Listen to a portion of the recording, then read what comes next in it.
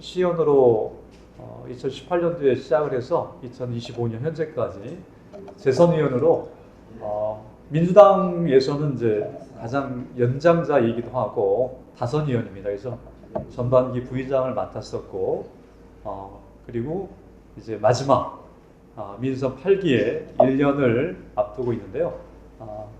김포시의회에서 열심히 행정복지위원회 상임위와 또 운영위원회에서 또 맡고 있습니다. 그래서 이번에는 또 정례회 때 예결산 위원장을 맡아서 예결산위원회 심의와 심사를 의결을 했습니다. 김포 스포츠홀 건립에 대한 얘기입니다. 이것은 24년도 2월에 용역기간 중지 요청을 받았습니다. 그리고 이행률이 20%인데 그 다음에 용역이 아주 결과가 안 좋게 나왔어요. 0.1도 나오지 않았습니다. 그런데 정상 추진 중이라고 되어 있고요. 그 뒷장 넘겨가 보시면은 사호동 종합운동장 부지 김포 랜드마크 도시숲 공원으로 전환, 이것도 진행이 안 되고 있습니다. 근데 정상 추진 중이라고 되어 있습니다. 책자에는요. 그 다음에 센트럴 컬처 플랫폼 CCP 건립에 대한 얘기도 마찬가지 정상 추진 중이라고 되어 있는데요. 이런 것들은 정상 추진이 안 되고 있는 것들을 갖고서 정상 추진이라고 얘기를 하고 있어서 이거는 성과 부풀리기로 얘기할 수 있겠고요. 제가 그렇다면 이렇게 공약들에 대해서 아까 최초에 말씀드렸던 것처럼 8개가 축소되고 하나가 폐지가 됐는데 이걸 시민들에게 알렸느냐라고 얘기를 했더니 알렸답니다. 넘겨보시면 20을 보시면 됩니다. 화면 20. 이렇게 알리긴 했는데 잘 보시면 20페이지에 보시면 딱 하나 올렸습니다. 조정 내용이라고 해서. 그래서 조회수가 제가 조회를 해서 56인데 제가 최초에 봤을 때 조회수가 50밖에 안 나왔습니다. 김포 시민이 51만 6천 명입니다. 근데 50명만 봤다는 얘기입니다. 그럼 0.01%의 시민들만 확인했다는 얘기예요. 이렇게 공약을 불성실하게 시민들에게 변경된 거에 대해서 알려주는 단체장은 전국에 유일합니다. 한 장 넘겨보시면 남양주시가 있고요. 다른 지자체는 이렇게 자세하게 매달 분기별로 공약이 어떻게 진행되고 있는지를 알립니다. 뒷장 넘겨보시면 구리시도 있습니다. 안양시도 이렇게 자기 공약에 대해서 시민들과 약속한 거에 대해서 꼼꼼하게 확인해서 이행을 못했으면 못했다. 이행을 진행하고 있는 것은 이렇게 진행되고 있다. 완료는 이렇게 진행되어서 완료가 됐다는 것을 다 이렇게 적시합니다. 근데 왜 김포시만 꼼꼼 숨겨놓고서 시민들에게 알리지 않고 이렇게 성과 부풀리기를 해서 과장해서 하지 않은 것을 했다라고 거짓말과 조작을 통해서 숫자 조작을 통해서 알립니까? 이거는 시민들을 오롱하고 시민들을 기만하는 행위입니다. 그래서 제가 시정질의를 했었던 것입니다. 서울 편입에 대한 얘기는 일단은 법안을 특별법이 국회를 통과를 해야 됩니다. 근데 행정구역 개편과 관련되어 있는 특별법은 발의를 했습니다. 조경태 의원이 국민의힘당 조경태 의원이 발의를 했죠. 메가시티를 만들겠다라고 하는 서울 수도권에 해당되는 특히 서울이 축소화가 되고 있고 950만으로 줄어들었고 그 다음에 경기도가 1350만인데 경기도에 있는 해당되는 31개 지자체를 조금 더 서울로 편입시켜서 국제적인 수도 서울을 만들겠다라고 하는 게 국민의힘 당의 기본적인 기조였습니다. 그래서 특별법을 발의를 했죠. 조경태를 비롯해서 몇몇 국힘당의 의원들이 발의한 것으로 멈춰 있습니다. 상임위에 상정되어서 논의를 해야 되고 상임위가 통과되어야 됩니다. 국회에 상임위가 있습니다. 그게 행안위일 겁니다. 그 다음에 국회 본회의를 통해서 300명의 국회의원들이 있고 지금 국민의힘당은 108명인가 107명으로 알고 있습니다. 300명 중에서 3분의 2, 정확하게 말씀드리면 200명이 의결을 해줘야 되는 겁니다. 그랬을 때 이게 가결이 되는 거예요. 그런데 지금 서울은 포화 상태다. 경기도도 역시 마찬가지 그렇다. 지방이 소멸되고 있고 전라북도가 전라남도가 소멸도입니다. 거기가. 그렇게 소멸되려고 하는 위기인 구는 엄청나게 많습니다. 기초단체는. 그런 가운데서 서울과 경기도가 메가시티를 만들겠다라고 하는 이 입장은 어디도 동의하지 않습니다. 전국에 있는 국힘당 국회의원들도 동의하지 않습니다. 가까이 있는 유정복도 동의하지 않습니다. 그런데 국힘당 내 일부에 해당되는 국회의원들이 발의를 했고 그걸 주도했던 것이 김포시지 않습니까? 김병수 시장이지 않습니까? 그래서 이거는 통과될 가능성이 전혀 없습니다. 자당 내에서도 반대하는 국회의원들이 많습니다. 그렇게 발의한 것으로 멈춰있는 게 현재 시점입니다. 그리고 김포시장이 작년 4월 11일 날 총선 때 총선 되기 전에 김포 시민들 대상으로 해서 투표를 하겠다. 이거를 투표로 붙이겠다라고 얘기했습니다. 그런데 총선이 다가왔기 때문에 하지 못했었고 이후에 하겠다라고 하는 주민 투표를 통해서 결정했다고 했었던 것이 계속 미뤄지고 있는 상황입니다. 그거에 대해서 시장은 아직도 주민 투표를 하겠다라고 하는 입장으로 지금 현재 진행 중인 것으로 제가 알고 있습니다. 그 입장을 아직 정확하게 밝히지 않았어요. 서울 편입에 대한 희망을 계속 얘기하고 있는 것으로 저는 알고 있습니다. 현실적으로 불가능한 걸 갖고서 또 김포 시민들의 일부의 의견들이죠, 사실은. 예를 들어서 서울 편입이 되게 되면 가져올 수 있는 여러 가지 문제점이 있어요. 25개의 구가 있는데 26번째 서울시의 구가 된다면, 김포구가 된다면 예산 문제부터 시작해서 여러 가지 환경 저해하는 소각장부터 시작해서 여러 가지가 김포로 올 수밖에 없는 현실이에요. 이거를 김포 시민들이 정확하게 알고 있다라고 한다면 누가 찬성을 하겠습니까? 다 아시다시피 2021년 환경법 규정이 바뀌었어요. 그래서 예를 들어 쓰레기는 지자체에서 소각하거나 다 해결해야 됩니다. 서울시에 25개 구가 있는데 쓰레기 소각장을 건립할 수 있는 장소가 있습니까? 아파트 가격이 올라간다는 게 이게 장점인지 단점인지 모르겠습니다만 땅값이 올라갈 수도 있지 않나 이런 생각을 몇몇 분들은 하시더라고요. 제 생각이 아니라. 근데 그런 땅값이 올라간다라고 하는 것도 그 다음에 교육에 있어서 서울권으로 들어간다고 하더라도 가장 저는 이제 그런 것들을 많이 얘기하시더라고요. 근데 만약에 다들 아시겠지만 강남이 아니라 강남은 교육 환경이 좋다고 합니다.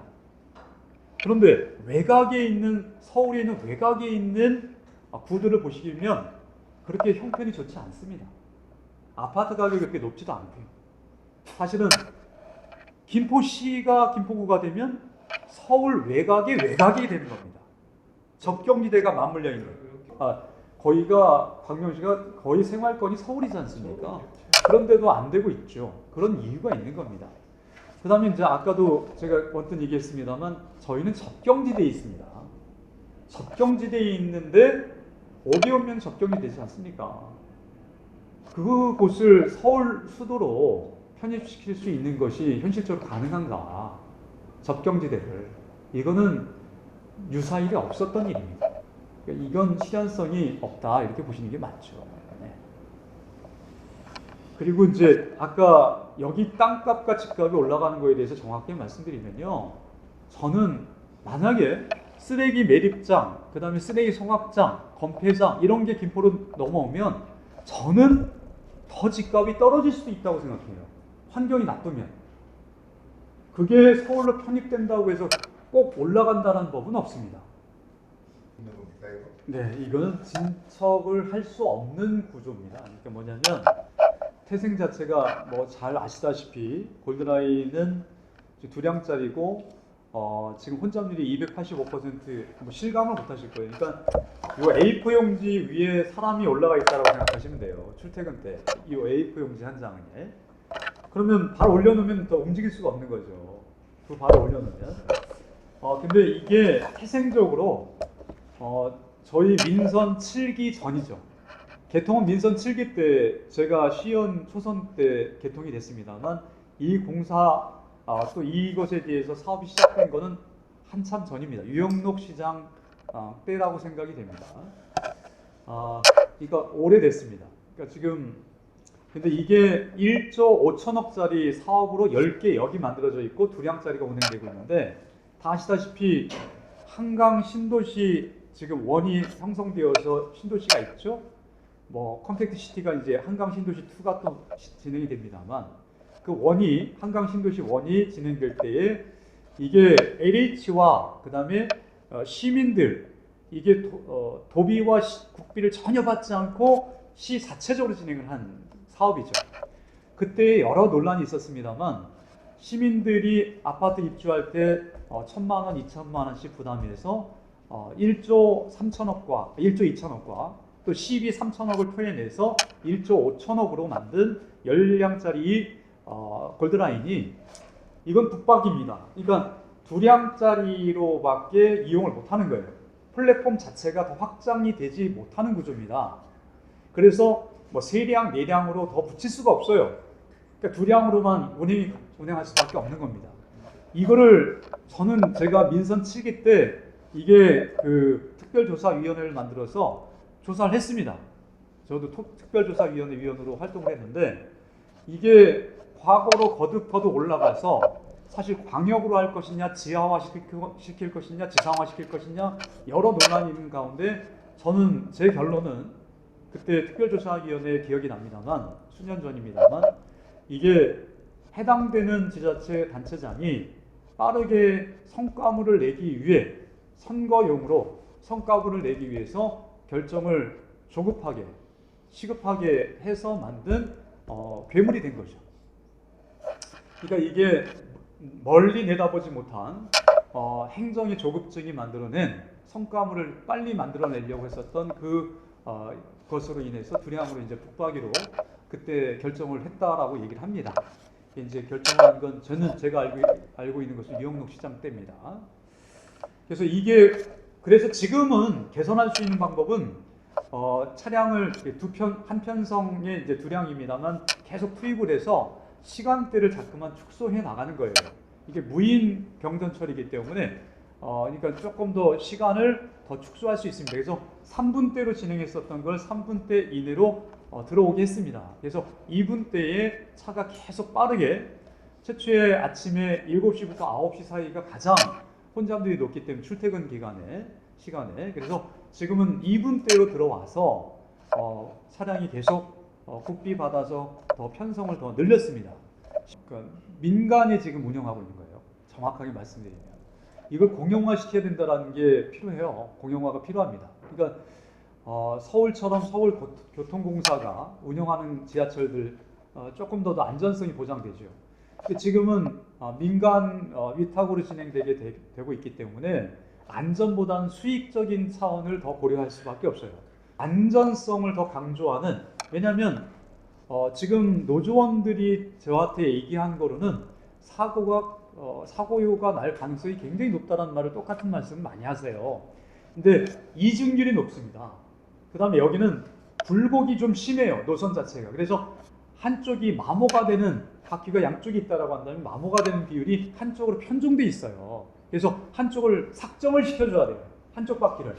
이런 기술들이 조금 더 자체적으로 노하우가 있어야 되는데 이직률이 높다 보면 이게 사고가 날 위험성이 있는 거예요. 그래서 이런 부분들은 이익 창출을 목적으로 하는 민간 위탁이 아니라 가급적이면 공용화시켜서 사업을 진행해 나가야 된다. 시에서 이것을 직접 운영하거나 도시관리공사가 있습니다. 김포시는 여기에서 운영하는 것이 저는 바람직하다라고 하는 게 제 생각입니다. 그래서 또 시격에 대한 것들도 조금 더 이런 부분들은 조금 더 분석적으로 들어가야 됩니다. 너무 시간을 당기게 되면 차량과 차량이 부딪힐 수도 있지 않습니까?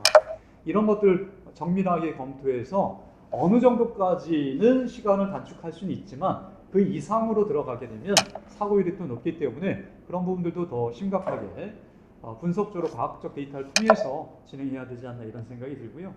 어쨌든 인구는 계속 늘어나고 있어서 교통 문제는 계속 심각한 상황이 될 것이고 이거에 대한 대책안들은 조속하게 빠르게 돼야 되고 그래서 이제 서울 연장 5호선이 빨리 이게 공사가 시작되고 개통이 돼야 됩니다. 이게 저는 가장 골드라인에 대한 사고율을 줄일 수 있고 또 교통에 대한 가장 획기적인 대책이다 이렇게 생각해서 빠른 공사가 진행될 수 있도록 빨리 비식값이 확정되어서 발표가 됐으면 좋겠다 이런 생각이 듭니다. 네. 김포시는 지금 과도기적인 입장에서 정말 해야 될 일들이 많이 있습니다. 정말로 시급한 상황들이 굉장히 많은데 제가 하나만 더 말씀드리면 공실률이 전국의 지자체 또 경기도가 있는데 지금 김포시는 소상공인들이 폐업률이 더 높아요. 지금 경기도에 31개 지자체 통계가 나와 있습니다. 배 이상 김포시는 더 공실률 폐업률이 더 높아요. 이런 상황에서 소상공인들을 위한 지원 정책부터 시작해서 먹고 사는 문제가 아주 심각한 상황인데 이거에 대해서는 손을 놓고 있단 말이에요.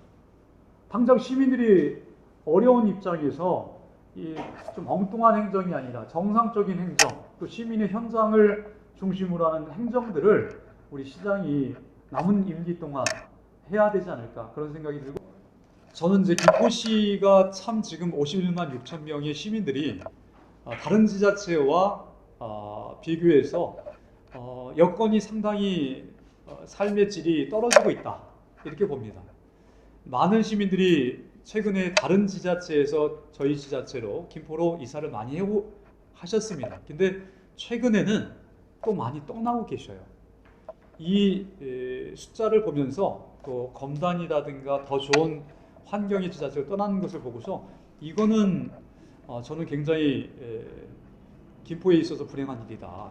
그래서 이거를 조금 더 시민들에게 좋은 환경의 김포를 좀 만들고 지속 발전이 가능한 또 안정적인 생활이 될 수 있는 안정적 도시를 좀 만들고 싶습니다. 그래서 그런 도시가 될 수 있도록 최선을 다해서 의정활동하겠다는 말씀드리고, 김포시는 또 김병수 시장은 이런 부분에 대해서 조금 더 남은 임기 동안에 최선을 다해서 시민들을 위한 시정을 이끌어 주셨으면 좋겠다 이런 부탁을 드리고, 시민들께서 관심을 좀 시에 또 김포시 의회에 관심을 많이 가져주셨으면 좋겠다 이런 부탁을 드리겠습니다.